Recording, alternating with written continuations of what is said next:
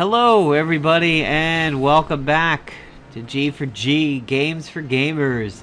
Today we're here with another episode of the week in Marvel Avengers Alliance, and boy do we have a lot of ground to talk about this week. Today's background soundtrack is brought to you by Blizzard's StarCraft II OST, and that is in honor of BlizzCon that is occurring at the moment. And they have announced a new game called Overwatch that is being described as TF2 meets The Incredibles. I kind of think it is TF2 meets WildStar's cartoony graphics, which is funny because the team that does WildStar was the team that did WoW's vanilla era stuff. And it's sort of funny. You see this team that split off of Blizzard a long time ago. They do their own game. They come up with their own art style. And Blizzard makes a game that looks like it copied that art style. Really funny. So, let's dive into some of the Spec Ops items over here. It is week 2 of the Spec Ops. And hopefully I will not get another on-call call from my job as I do this video. Here in Mission 1, we have you loop back to Mission 1 to fight Morbius, Dormammu, in order to get Blade right at the end of the Blade tasks. And it is that path kind of thing that happened in the Falcon Captain America Spec Ops, where you could choose a path on the board, but it's really only at the very, very end. You're presented with the original heroic, or Dormammu and the Hood. And when you do Dormammu and the Hood, that's one of the last steps to get Blade. You also have the Woodsman's Axe, which is a melee slashing weapon that is a quick action, which explains the low top end damage, and it is hallowed. So, decent item. Can't say that it would see that much use outside of this Spec Ops, but you know, for a quick action, it's decent. And I'm sitting here at number 5 on the list, and even beating Kingfisher, who's down there, number 10. Mission 2, we have the Solid Slug Shotgun and the Gravedigger Spade. Both of these items I think would be worth farming for. Even if you take out the Hallowed, you have a pretty decent set of damage on the Gravedigger Spade with Leeching Aura and Fatal Blow. That's pretty nice to put that in the hands of an agent. You have the Solid Slug Shotgun, the slot gun, the Solid Slug gun, with a really high damage on it, no cooldown, preemptive strike, and causing cower. Boy, if you tear this up right now with somebody like Heimdall, who the last time I saw him in practice was interrupting everything, including his own team. Yeah. And rank number 7 over there. The Dracula Mission 3, you get the Stake Hammer and the Eldritch Staff. I think the Stake Hammer could be worth a little bit of farming for. It's deadly crits, it's high crits, it does have some decent top end damage. Not too bad PvP bonuses there. The Eldritch Staff I'm not that impressed about. It's a guaranteed crit, but the damage looks a little low. It's magic, energy, and ranged. It causes deathfrost, and it causes doom. So the agent can kind of do these two already. So this one is one of the lower priorities for me. And then the Dracula final mission with the Withering Blade, you get the Leeching Aura, you get a really solid set of damage on this, and it causes Withered and a 1 stack of bleed. So again, I think this one is worth it. Way down to 11 on this one. And this one is a relatively easy farm when you unlock it. It is a quick level, and your full team is back. So you've got your full team at 1 and 4, and your split teams at 2 and 3. So, we also have a new item from a few days ago, PvP Gamma. This is the 3rd pre-season that is occurring. And it is basically like the beta season, except for the fact that they have fixed the agent damage with his weapons. This current team has only lost twice on offense, and that was to a Deadpool Beast team, where I couldn't. I was too weak to get Beast down early enough to cleanse, and a team that had somebody in Iron Fist, and that Iron Fist was just dodging the crap out of everything. I mean, you can see here all these wins, and even my defensive team's doing a lot of wins. Still defending for me is Uncanny Cyclops and Beast, along with Thorny, the Signpost, and Hotshot. I could probably rearrange this, considering the agent is not the killer that it used to be, but I'm not really too sure what I want to change it to quite yet. I will show you that on Beast, I have put on the Pressurized Augmented ISO 8. Equipped unarmed action applies pressure points. Since you can't cleanse yourself when Beast is up, hey, why not?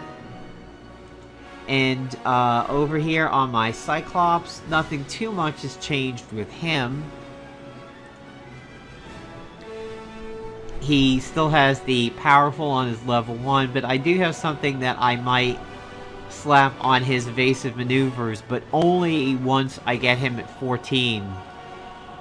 And his big ISO 8 is still generosity, because when he gives when he does that, he'll be granting hit points. And as for Beast's ISO,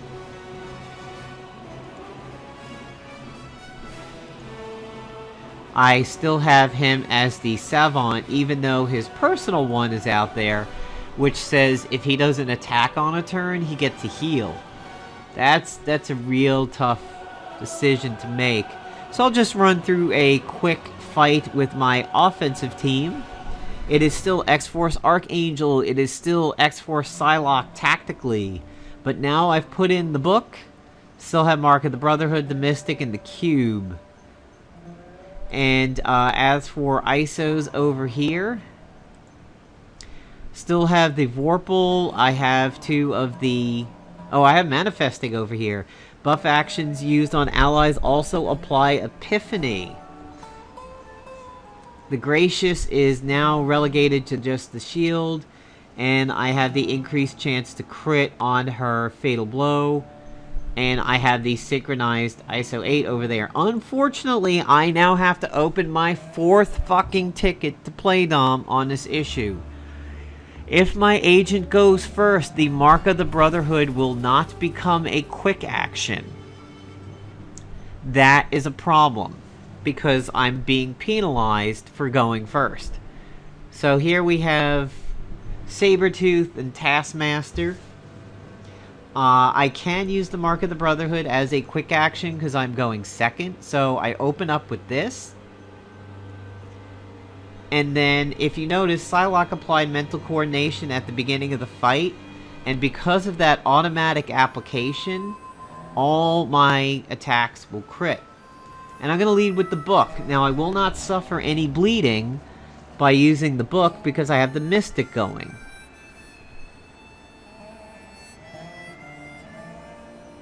Taskmaster, for some reason, gains benefits from people even if the attack is stealthy. I do not agree with that. So he could get Scrapper training from this. So I'm going to go ahead and open up with the Nanoplague to make sure they can't use any buffs. And here goes the Photographic Reflexes. So he didn't gain an extra turn, but he did Scrapper training. And Scrapper training does not get Nanoplagued. If you look... Scrapper power, and it doesn't have the border around it. Don't know why, but alright. We have the quick action thanks to the Mark of the Brotherhood, so I get to reapply my Mental Coordination and gain Psionic Shadow. And I have Fatal Blow now on that, so I will go ahead and I will Fatal Blow Sabretooth simply because he's up next. Alright, so no chance for him to res. He gains his Eschaton over there. I'm going to proc my suit. I'm going to use the book again, just to keep the flank going. Now, if you notice, my agent took 2 stacks of bleed, Psylocke took 1, but I'm going to get rid of it immediately with the Light Fantastic. And I'm going to go ahead and Mystic Taskmaster.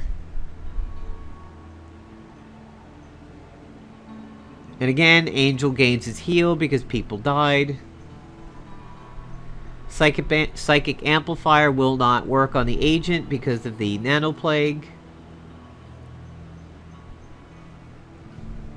And you can see he's doing some pretty weak damage there. And Angel will go ahead and just Fatal Blow him. So if you notice, he still has Scrapper power. But he does not have any of the other buffs. And unfortunately he has Heavy Metal. So the Fatal Blow takes the dude out. So that's what this team does on offense. And if we run a quick little compare over here, we'll see that my armory items were better on offense. Defense is about the same. And wow, yeah, this guy was severely outmatched. A little odd to see it so outmatched over in Diamond, but that's what my offensive team does, and that's why I have the book there. And let's wander over to the store and talk about some of these new AISOs.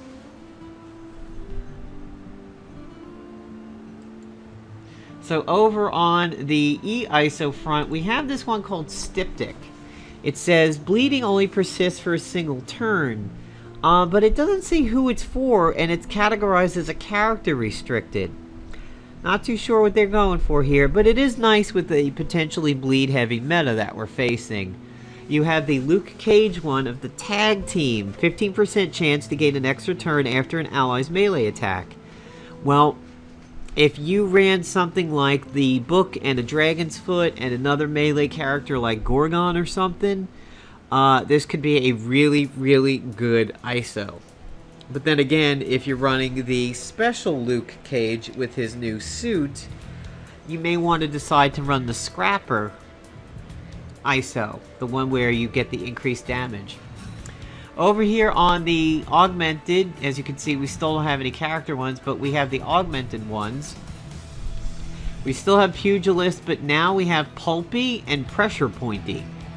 So we have Pugy, Bloody, and Pressure Pointy, the 3 dwarves of melee. Pulpy says, equipped unarmed attack applies bleeding. This is phenomenal for anybody, including the glory that is Quicksilver. You slap this on Quicksilver, who could potentially be smacking around an entire team in the first turn. You've got a stack of bleed going out as one of the first actions. So the only thing that would help there is a Mystic. You have the Pressurized, which says unarmed attacks apply pressure points. Really, really good for a team that I'm thinking of making called Team Stomp the Yard. It is the Grimoire, the Dragon's Foot, the Mystic, and the Cube with Captain Britain and Gorgon.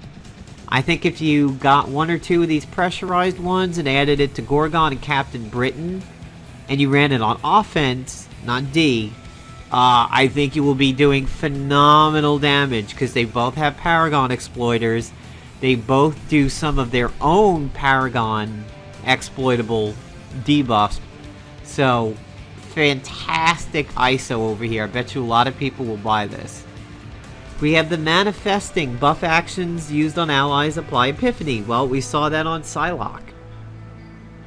Brain Freeze. Equipped psychic attack applies Migraine and Chilled. Please do not make the mistake that I did, folks, and think that Psylocke has psychic attacks. She doesn't. They're called it in the description, but it doesn't have that category. So, reserve this for your more psychic-related people like Dr. Voodoo and Emma and one of the new items that is on Morbius. Do not try to get this for Psylocke, and you still have the Manding one, the Sorceress Augmented ISO 8. We know about that. We have the Thorned one. I would think it would be kind of cool to apply this on maybe a melee or an unarmed, but it's magic. Equipped magic action grants thorns, just like Groot. I think Magic herself would have some good use out of this. I don't see how it would fit too well for Dr. Voodoo or Doctor Strange. Doom, when he uses his magic attacks, like I visualize it's more for melee related magic people. So not even Nico, but you know, Nico traffics and bleeds, so it'd be interesting for her to cause bleeds on people. Obsolescent. Equipped tech action also applies obsolete tech. I think this could work out phenomenal for Iron Patriot. Equip this on his 21 gun salute, and you know, he could shut down a cube on the enemy team. You have the automated equipped tech action also applies tech upgrade. There's the vampiric slashing attacks gain vampiric strike. This could be good for Pesty's level 9. You know, anybody who does slashing. Hell, I mean, Deadpool on his level 1, if you were not doing Share the Love and Boonbuster, Vampiric would probably be very good for him. You have the Suppressing, where energy attacks will give you a shield. This is probably very good for Kang. Equipped gun action applies perfect shot. The Miss Marvel suit has that. The next ranged action does a lot of damage. Erupting, ground attacks hit flying, rising. Heal actions used on allies also apply rising up. Probably very, very good for somebody like Iron Fist. Why not get a free rising up there? The summons one, bursting. Equipped range action applies shield breaker. That could be really good. Equipped melee action applies incapacitation. That screams Medusa to me, or people you would pair up with Medusa. Of course, you still have the pulverizing, and then we get into the command point ones. So, that's about it for the Spec Ops items and the store items. I'm gonna take a look at my team over here. There's been some new ISOs that I've picked up. I have the Daredevil one for the Snap Kick. Snap Kick applies Reckless Rage, where I believe it says like when that person attacks, you have a chance to follow up on them. Nothing new over there. Did I get the Black Cat one? No, nothing particularly new over there. I don't think I have anything new on him. Oh yeah, the Shield Bash now applies Subdue. Picked that one up recently.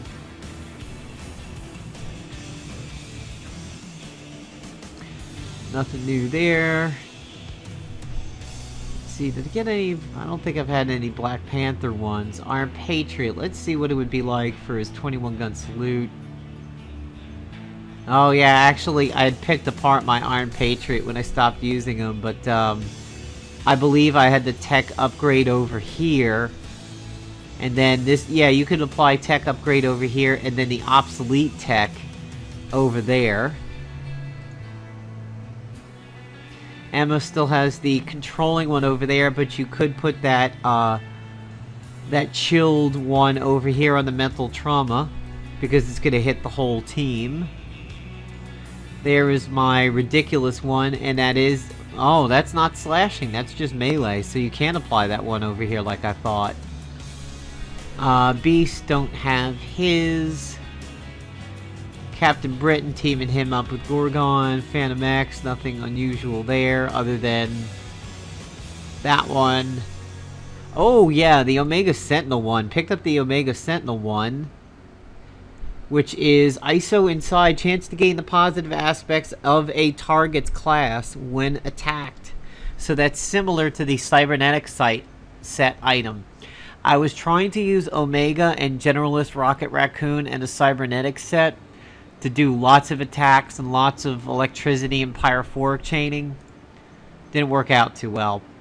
Black Knight, there's a lot of new stuff with him. I've got his just on call over there for Valinor, but there is a new one that says Valinor applies hemorrhaging. I just happen to not be using it.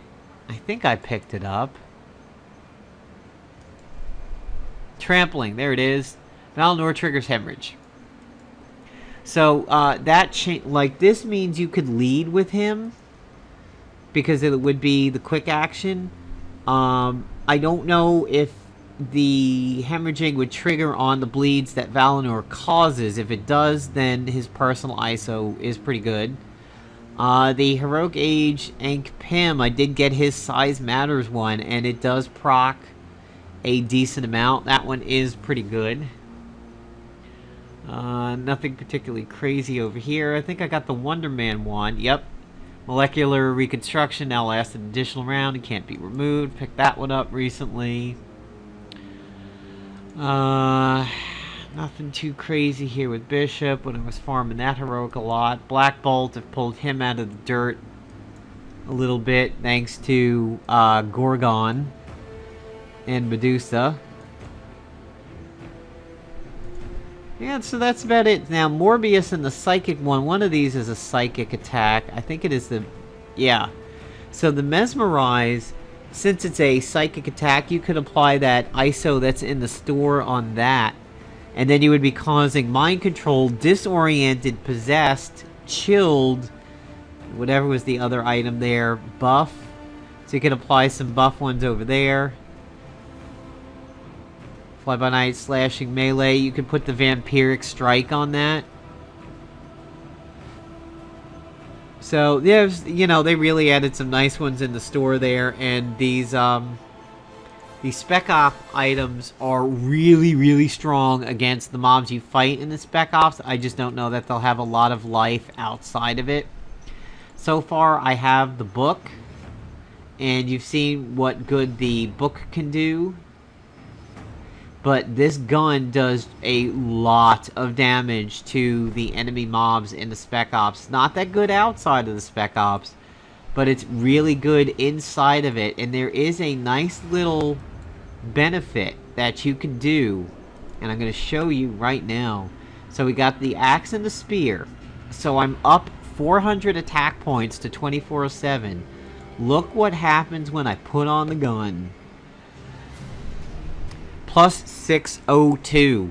So I've just added another 50% attack bonus to myself because I have Might, Savage Strength, and Touch of the Savage Land. This is a really good way to get a beefy agent. You could put something like the Neurotrope in here or the Warbringer Axe, and you probably have an incredible one-shot artist on your agent. Your Savage Axe, if it does enough damage to get him in Fatal Blow range, see ya. So yes, these do stack, as you can see, because if I were to take off all of these, I would be down to about 2,000 attack. So that's some pretty nice stacking over there. So, hope you enjoyed this video here on MAA, Marvel Avengers Alliance, the week in MAA here on G4G. Games for Gamers. Take care, everybody.